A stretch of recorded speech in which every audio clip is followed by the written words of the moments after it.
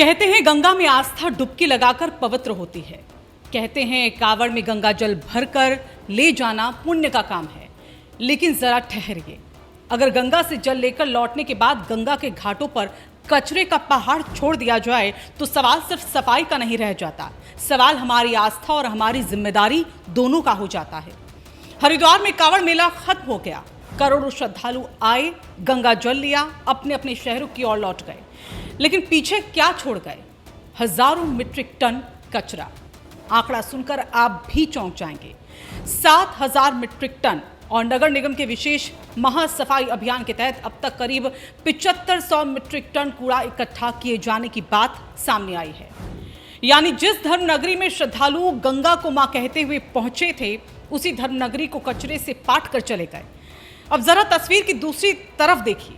हरिद्वार में सामान्य दिनों में रोजाना करीब 250 से 300 मीट्रिक टन कूड़ा निकलता है, लेकिन कांवड़ मेले में करोड़ों श्रद्धालु की भीड़ पहुंची तो कचरे का आंकड़ा हजारों मीट्रिक टन तक पहुंच गया। सिर्फ डाक कांवड़ के 2 दिनों में करीब 1700 मीट्रिक टन कूड़ा फैल गया। अब सवाल यह है कि आखिर ये कूड़ा आया कहां से? प्लास्टिक की बोतलें, खाने पीने का सामान, पॉलिथीन, डिस्पोजेबल प्लेट और ग्लास, और फिर तरह तरह के वो कचरे जिसे श्रद्धालु अपने साथ लेकर आए और यहीं पीछे छोड़कर चले गए। यानी गंगा जल लेने के लिए हाथ बढ़े, लेकिन कचरा उठाने के लिए वही हाथ क्यों नहीं बढ़े? क्या आस्था का मतलब सिर्फ गंगा जल अपने घर ले जाना है? क्या गंगा के घाटों को साफ रखना किसी और की जिम्मेदारी है? और सबसे बड़ा सवाल यहाँ पर ये कि क्या हम गंगा को सिर्फ तब तक मां मानते हैं जब तक हाथ में हमारे जल भरा हुआ हो?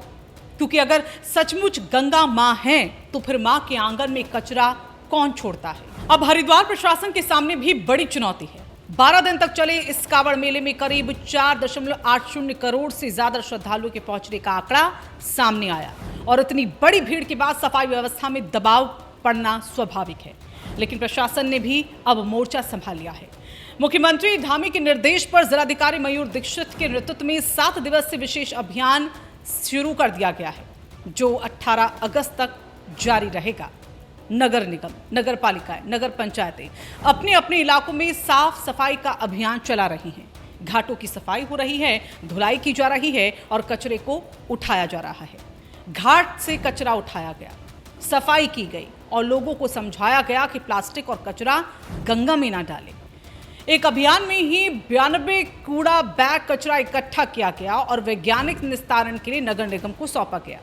लेकिन कहानी यहां पर खत्म नहीं होती है, क्योंकि सफाई के दौरान हर की पैड़ी के आसपास के घाटों की चेंजिंग रूम में जो मिला, उसने स्वच्छता की पूरी तस्वीर पर एक और सवाल खड़ा कर दिया। चेंजिंग रूम में पेशाब से भरी बोतलें पड़ी मिली। सोशल मीडिया पर इसकी वीडियो भी खूब प्रसारित हुई। अब सोचिए, जिस जगह लोग आस्था के साथ आते हैं, जहां गंगा आरती देखकर लोग भावुक हो जाते हैं, जहां एक बूंद गंगा जल को पवित्र मानकर घर ले जाया जाता है, उसी जगह चेंजिंग रूम में ऐसी बोतलें छोड़ देना आखिर किस मानसिकता को दिखाता है? यहां तंज करना जरूरी है। गंगा में आस्था की डुबकी लगाने के बाद क्या इंसान अपनी जिम्मेदारी भी वहीं घाट पर छोड़ आता है? कांवड़ उठाना आसान है, गंगा जल भरना आसान है, डीजे पर नाचना भी बहुत आसान है, लेकिन क्या एक प्लास्टिक की बोतल उठाकर कूड़ेदान तक उसको पहुंचाना इतना ज्यादा मुश्किल हो गया है?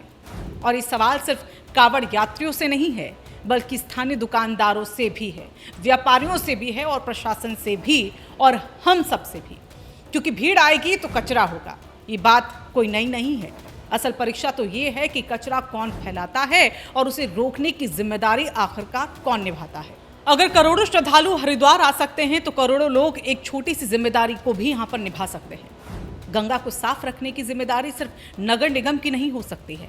गंगा किसी एक सरकार की नहीं है, किसी एक शहर की नहीं है, किसी एक समुदाय की भी नहीं है। गंगा करोड़ों लोगों की आस्था है। इसलिए अगली बार जब हम गंगा जल लेने जाएं तो एक सवाल खुद से यहाँ पर जरूर पूछें, गंगा से क्या लेकर जा रहे हैं और गंगा के किनारे हम क्या छोड़कर जा रहे हैं? क्योंकि गंगा जल की एक बूंद को पवित्र मानना तभी सार्थक होगा जब गंगा के पूरे अस्तित्व को भी उतना ही पवित्र रखने की हमारी कोशिश होगी। कांवड़ यात्रा खत्म हो गई है, श्रद्धालु लौट गए हैं, लेकिन गंगा घाटों पर बचा कचरा अभी भी वही है। अब प्रशासन 7 दिन तक सफाई करेगा, मगर असली सफाई तभी होगी जब घाट साफ करने से पहले हमारी सोच यहाँ पर साफ होगी। क्योंकि सवाल सिर्फ ये नहीं कि कांवड़िए कितना कचरा छोड़कर गए हैं, सवाल यहाँ पर यह भी है कि हम गंगा को माँ कहते कितनी ईमानदारी से कहते हैं और माँ के आंगन को साफ रखने की जिम्मेदारी निभाते हम कितनी ईमानदारी से हैं। यही सवाल हर उस व्यक्ति से है जिसके लिए गंगा सिर्फ एक नदी नहीं है बल्कि एक आस्था है। इस पूरी रिपोर्ट को देखने के बाद आपके मन में किस तरह के सवाल उठते हैं और आप इस पूरी रिपोर्ट को लेकर क्या कुछ कहना चाहते हैं, कमेंट करके ज़रूर बताइएगा।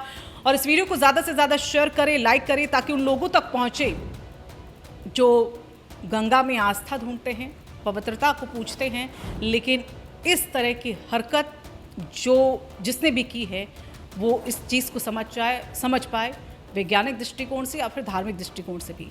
और ऐसी ही खबरों के लिए आप राजकुमारी को फॉलो और सब्सक्राइब करना बिल्कुल ना भूलें।